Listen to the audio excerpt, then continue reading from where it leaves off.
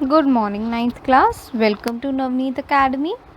So, today we are going to start our new chapter, which is basically chapter number 8 motion. Now, what motion is? Motion होता है किसी भी object का move करना, यानी उसका मूवमेंट में आना. ठीक है. Motion is from one place to another जाना विद एनी मीन. ठीक है. या किसी भी डायरेक्शन में, किसी भी स्पीड में. अब ये मोशन कैसे होता है, इसके कंपोनेंट्स क्या हैं, वगैरह वगैरह वगैरह, ये सब हम इस चैप्टर में पढ़ेंगे बेसिकली. चलो स्टार्ट करते हैं. सबसे पहले तो यही देखते हैं कि ये मोशन क्या है.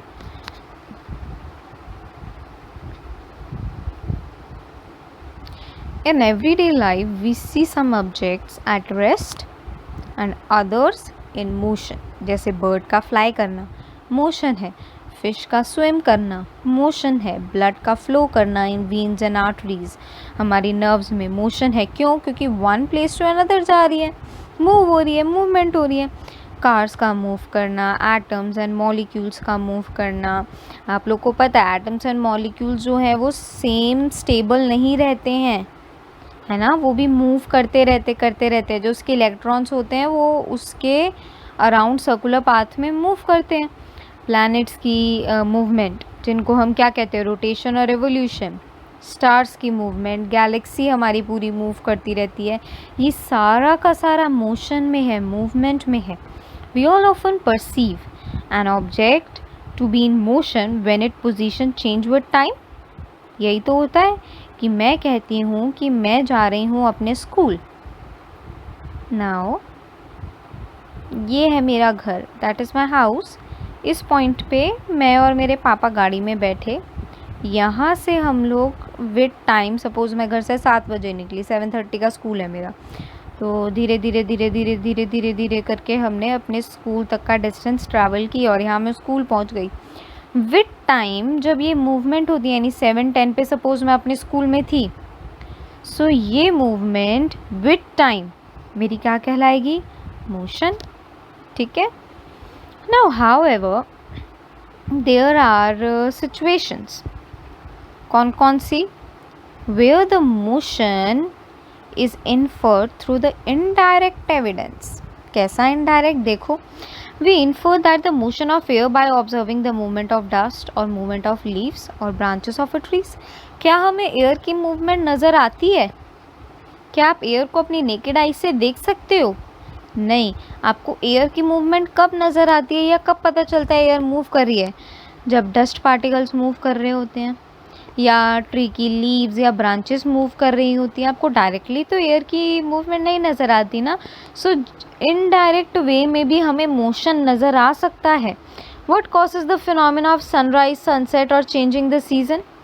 It is due to the motion of a earth, यानी रोटेशन और रेवोल्यूशन. रेवोल्यूशन से होता है सीजन्स में चेंज. सनराइज और सनसेट किससे होते हैं? जब अर्थ अपने ही एक्सेस पे रोटेट करती है. तो ये भी मोशन की वजह से ही होता है. ठीक है. If it is true, why does not we directly perceive the motion of earth? हमें क्यों नज़र नहीं आता मोशन ऑफ अर्थ कि अर्थ मूव कर रही है? हमें इन सीजन्स के थ्रू, सनसेट और सनराइज के थ्रू ही पता चलता है that the earth is moving. Basically an object may appear to be moving for one person और स्टेशनरी टू द अदर. यानी एक ऑब्जेक्ट एक के लिए तो मोशन में हो सकता है, बट शायद दूसरे के लिए वो मोशन में नहीं है. For example, a passenger in a moving bus. The road side trees appear to be moving backward, जिसे हम स्प्रिंटिंग इफेक्ट भी कहते हैं. यही होता है ना, जब आप गाड़ी में बैठे हो या इवन बस में बैठे हो और रोड पे चल रहे हो, तो जो ट्रीज़ होते हैं वो आपको ऐसा लगता है कि आपके पीछे भाग रहे हैं, वो है ना, बैकवर्ड मूव कर रहे हैं. इस इफेक्ट को हम स्प्रिंटिंग इफेक्ट बोलते हैं. Now a person standing on a roadside perceive the bus along with the passenger is moving, not the trees are moving. देखो, आप बस के अंदर हो, आपको वो ट्रीज़ क्या नज़र आ रहे हैं? मूविंग. यानी T is moving for you, है ना. अब वो पर्सन जो रोड पर खड़ा है बेसिकली, उसके लिए वो ट्रीज़ क्या हैं? बताओ जल्दी. Yes, the trees are stationary, यानी वो स्टॉप है एक जगह पर, for him not for you, because according to the sprinting effect वो तुम्हारे लिए मोशन में है बट उस पर्सन के लिए नहीं है, जबकि उस पर्सन के लिए क्या मोशन में है, बस जिसके अंदर तुम बैठे हो, क्योंकि वो मूव कर रही है उसके हिसाब से। Getting my point? तो एक पर्सन के लिए कोई ऑब्जेक्ट स्टेशनरी हो सकता है, तो उससे दूसरे पर्सन के लिए वही ऑब्जेक्ट जो होता है वो मोशन में भी हो सकता है, ठीक है। However the passengers inside the bus see his fellow passenger to be at rest. What do these observation indicate? क्या इंडिकेट करती है ये? That one object is motion for basically a person, और वही ऑब्जेक्ट आपके सेकंड पर्सन के लिए rest पे भी हो सकता है। Most motions are complex. कैसे कॉम्प्लेक्स होते हैं? सी, सम ऑब्जेक्ट में move in a straight line, बिल्कुल सीधा सीधा रास्ता है, सीधा ट्रैवल कर रहे हैं। अदर्स में टेक अ सर्कुलर पाथ, जैसे आप पार्क का राउंड लगाते हो तो वो सर्कुलर पाथ हो गया। सम में रोटेट, अ फ्यू अदर्स में वाइब्रेट, फ़ोन की रिंग वगैरह हो गई जैसे, या कुछ रोटेशन हो गई जैसे। There may be situation involving a combination of these in this chapter, और कहीं में तो ऐसा होता है बच्चा कि इन सब की कॉम्बिनेशंस होते हैं, कि वो स्ट्रेट लाइन में भी ट्रैवल कर रही है, सर्कुलर पाथ भी आ गया बीच में, ठीक है, और रोटेशन भी उसने ले ली, सपोज वो रिवॉल्व भी कर गई, या ऐसे समथिंग करके। Now in this chapter we shall first learn to describe the motion of an object along with a straight line, और उसका एक्सप्रेशन भी निकालेंगे, ठीक है। Now we shall also learn to express such motion through a simple equation and graphs. Later हम describe करेंगे circular motion को। सबसे पहले तो हम straight line के बारे में ही पढ़ते हैं, चलिए। See, they have given us two activities. Activity 8.1, discuss whether the wall of your classroom are at rest or in motion. बताओ आपके हिसाब से आपकी क्लासरूम की जो walls है वो रेस्ट पे हैं या मोशन पे हैं? बोलो जल्दी। Yes, they are at rest. Why they are at rest? Because वो स्टेशनरी एक जगह फिक्स हैं, they don't move. And in the second activity, have you ever experience that the train in which you are sitting appears to move while it is at rest? Yes, बिल्कुल होता है ऐसा। यहाँ पर train number 1 T1 और ये train number 2 T2। ना first train जो है जिसके अंदर आप बैठे हो, ठीक है, यहाँ पर आप बैठे हो, अब इसी ट्रेन में क्या हो रहा है, ये स्टॉप पर है, इसका यहाँ पर स्टेशन आ गया, ठीक है, ये स्टेशन है। अब आप यहाँ पर बैठे हुए हो इस ट्रेन में। अब वहीं पर ये जो सेकंड ट्रेन है मेरी, ये आती है इस डायरेक्शन से और ये धड़ धड़ धड़ धड़ धड़ धड़ धड़ मूव करती है। सो आपको क्या लगेगा कि आपकी ट्रेन मूव कर रही है जब आप विंडो से बाहर देखोगे। ऐसा क्यों? ड्यू टू स्प्रिंटिंग इफेक्ट, जैसे आपके साथ कार, बसेस या रोड्स वगैरह में होता है, ठीक है। तो वो सिचुएशन जिसमें हमने पढ़ा कि एक ऑब्जेक्ट जो उस पर्सन के लिए स्टेशनरी था, वही ऑब्जेक्ट आपके लिए मोशन में भी हो सकता है। समझ में आ गया? ओके, चलिए सबसे पहले तो मोशन को हम डिस्क्राइब कैसे करते हैं, इसकी डेफिनेशन क्या है देखते हैं।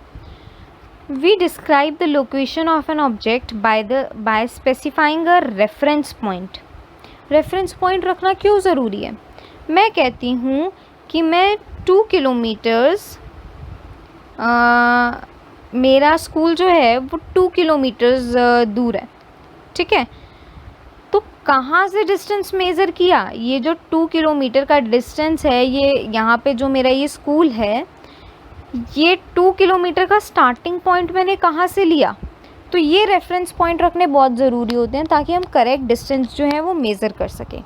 Now let us understand this by an example. Let us assume that a school in a village is 2 kilometre north of the railway station. यानी रेलवे स्टेशन के कहाँ पर है वो? नॉर्थ में है, now we have specified the position of a school with respect to the railway station, कि अगर मैं रेलवे स्टेशन पर खड़ी हूँ, that is your railway station, तो इसकी नॉर्थ डायरेक्शन के 2 किलोमीटर्स अवे जाके मुझे मेरा स्कूल मिल जाएगा. In this example, the railway station is the reference point. We could have also chosen the other reference point according to our convenience. Railway station नहीं तो मैं परचून की दुकान से सिलेक्ट कर सकती हूँ, किसी मार्केट से सिलेक्ट कर सकती हूँ, या जो भी आपकी इच्छा करे, जो भी आपके रेफरेंस में ठीक हो. सपोज़ मेरा घर काफ़ी दूर है तो मैं मतलब बेसिकली ट्रेन पकड़कर स्कूल आती हूँ बाय ट्रेन. अब तो रेलवे स्टेशन ही तो सबसे कन्वेंसेबल हुआ ना, कन्वीनियंट हुआ मेरे लिए स्कूल तक पहुंचने के लिए, क्योंकि मैं यहीं से ही तो उतर के स्कूल जाऊंगी. तो मैंने यही अपना रेफरेंस पॉइंट रख लिया कि मैं नॉर्थ डायरेक्शन में आगे बढ़ती जाऊंगी रेलवे स्टेशन से, तो बस स्कूल आ जाएगा after 2 kilometres. Therefore, to describe the position of an object, we need to specify the reference point called the origin. यानी जहाँ से तुम्हारा स्टार्टिंग पॉइंट है, जहाँ से तुम स्टार्ट करोगे. ओके, चलिए. Okay, now motion along in a straight line. Straight line में motion. The simple type of motion is the motion along with a straight line. कि भाई सीधा, बिल्कुल straight चलना. We shall first learn to describe this by an example. Consider a motion of an object moving along a straight line path. The object starts its journey from the O, which is treated as its reference point, or you can say the starting point, or you can say the origin. Now let A, B, C represents the position of an object at different instants. At the first, the object moves through C and then B and then reaches A. Then it moves back to the same path and reach C and B. See?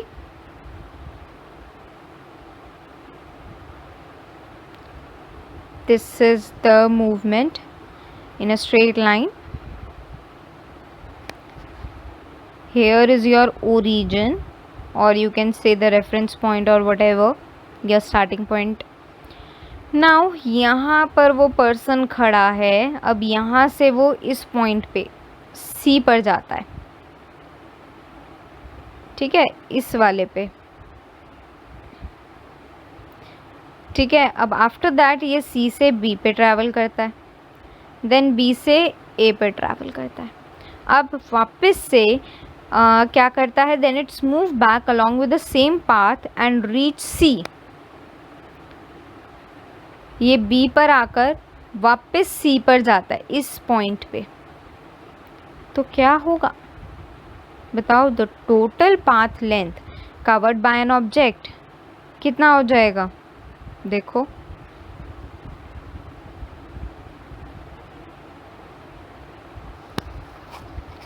पहले ये कहाँ गया? ओ पर था ये बंदा और इसने ए तक का डिस्टेंस ट्रैवल किया, विच इज़ हाउ मच बताओ? ये 60 है और ये किलोमीटर्स दे रखा है, तो दैट मीन 60 km किलोमीटर. अब इसने क्या किया कि ए पॉइंट से ये बी पर आया और बी से सी पर आया, यानी ए सी तक का डिस्टेंस ट्रैवल किया इसने, which is how much? Calculate करो इसको. 5, 10, 15, 20, 25, 30 and 35 up to this point. So 60 kilometers plus 35 kilometers is how much? So the total distance traveled by that person is 95 kilometers, है ना? And this is the distance covered by an object. Now to the described distance we need to specify only a numerical value, not to the direction of a motion. हमने यहाँ पे direction तो देखी नहीं कि ये राइट में गया, लेफ़्ट में गया, नॉर्थ में गया, साउथ में गया, जहाँ मर्जी गया, हमें उससे कोई मतलब नहीं है. हमें सिर्फ उन न्यूमेरिकल टर्म्स को ऐड ऑन करना था. अब ये हमने डिस्टेंस कह रही हूँ, डायरेक्शन को इतना नोटिफाई क्यों नहीं किया? बिकॉज ये स्ट्रेट लाइन का केस है. You can say there are certain quantities which are described by a specifying only their numerical values. अब ये numerical values of a physical quantity is its magnitude. ध्यान से समझना इस लाइन को. The numerical value of a physical quantity is its magnitude, यानी किसी भी न्यूमेरिकल वैल्यू की किसी भी फिजिकल क्वांटिटी की न्यूमेरिकल वैल्यू को हम उसका मैग्नीट्यूड कहेंगे. From this example can you find out the distance of a final position C of an object from its initial position O? Now is the difference will give you the numerical value of the displacement of an object OC from A. देखो इस line का मतलब ध्यान से समझना. We have this straight line path. अब वो क्या कह रहा है, पहले तो ये समझो कि ये डिस्प्लेसमेंट क्या होता है. डिस्प्लेसमेंट होता है your original point, your starting point से लेकर तुम्हारा फाइनल पॉइंट तक का शॉर्टेस्ट डिस्टेंस. ओ से एफ तक का शॉर्टेस्ट डिस्टेंस. ओ ओरिजिन पॉइंट क्या था हमारा, ओ था, यहाँ से स्टार्ट किया उसने, ठीक है. फिर उसका फाइनल पॉइंट क्या था, ये सी. क्यों, क्योंकि सबसे पहले वो ओ टू ए गया, फिर ए टू सी वापस आ गया, तो सी बेसिकली हमारा फाइनल पॉइंट हुआ. सो अब डिस्टेंस क्या हुआ इसका टोटल, हमने क्या किया था उसके लिए, ओ से ए 60 प्लस ए से सी 35, टोटल डिस्टेंस तो हमने ऐसे 95 निकाल लिया था. अब व्हाट अबाउट द डिस्प्लेसमेंट, यानी that shortest distance between the original and the final point. So ये हो गया ओ से लेकर सी तक, ये shortest distance from the origin to the final point. So ये कितना है हमारा 25 kilometres. So your basically distance is 95 kilometers, but your displacement, which is different from distance, is 25 kilometer. Why so? Because it's the shortest distance between your origin and the final point. Okay,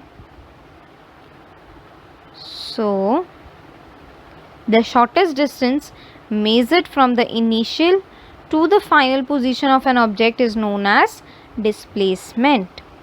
Now can the magnitude of a displacement be equal to the distance traveled by an object? Consider करते हैं चलो इस example को. Figure 8.1 देखते हैं. Now for motion of an object from O to A, the distance covered is 60 kilometer and the magnitude of displacement is also 60 kilometer. Now during the motion from O to A and back to B, the distance covered is 85 kilometer. ध्यान से समझो इस बात को.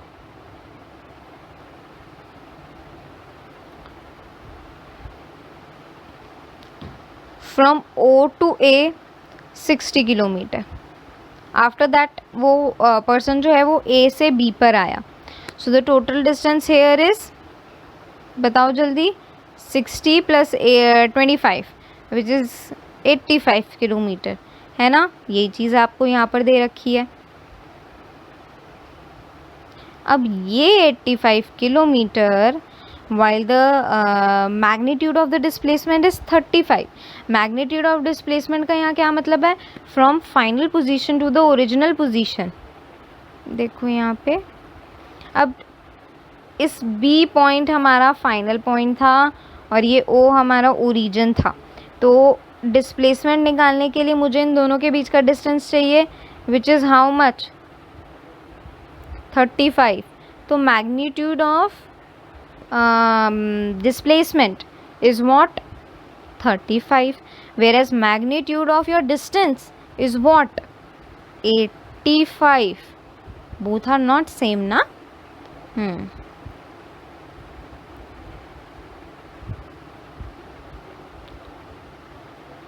Now thus the magnitude of displacement is 35 kilometer is not equal to the path of length which is 85 kilometer.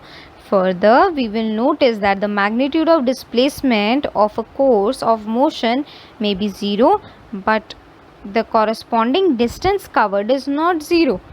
If we consider the object to travel back to O, the final position coincides with the initial position and therefore the displacement is 0. However, the total, चलो इस बात को भी समझते हैं पहले. अब ये क्या कह रहा है कि हमारा डिस्टेंस कभी भी ज़ीरो नहीं हो सकता, एंड इट्स राइट ऑल्सो। कैसे? जबकि हमारा डिस्प्लेसमेंट बिल्कुल ज़ीरो हो सकता है। वो क्यों नहीं हो सकता ज़ीरो, और वो कैसे हो सकता है ज़ीरो? चलो समझते हैं इस चीज़ को। अब यहाँ पर एक पर्सन खड़ा है, that is original point, origin basically. अब यहाँ से वो ए पॉइंट पे गया, यहाँ पर वापस वो ए से ओ पर आ गया। सपोज़ ये आपका होम है और ये आपका स्कूल है। सुबह सुबह आप कहाँ गए? अपने स्कूल गए। दोपहर को स्कूल से वापस घर आ गए। तो आपने टोटल डिस्टेंस कितना ट्रैवल किया? 60 किलोमीटर्स अवे है if your school is. 60 kilometres जाने का, 60 किलोमीटर्स वापस आने का, तो टोटल डिस्टेंस कितना हुआ? 120 km, 120 kilometres. Now what is your displacement? यानी that shortest distance between the original यानी origin and your ending point यानी फाइनल पॉइंट। बताओ, अब यहाँ से आपने स्टार्ट किया था फ्रॉम पॉइंट ओ, और यहीं पर ही आके आपने ख़त्म कर दिया। सो क्या हुआ डिस्प्लेसमेंट? सोचो ज़रा। Your displacement will be zero, right और नॉट?